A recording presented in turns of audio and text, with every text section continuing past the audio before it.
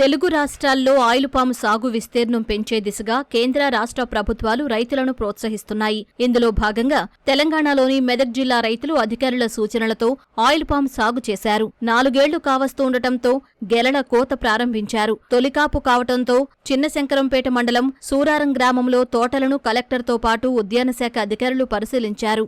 Oil palm సాగు రైతులకు దీర్ఘకాలం ఫలసాయాన్ని అందిస్తుందని, నీటి వసతి ఉన్న రైతులు ఆయిల్ పాముకు మళ్లాలని సూచిస్తున్నారు. 2026-27 సంవత్సరానికి గాను జిల్లాకు 2500 ఎకరాల లక్ష్యం నిర్దేశించినట్లు వివరించారు.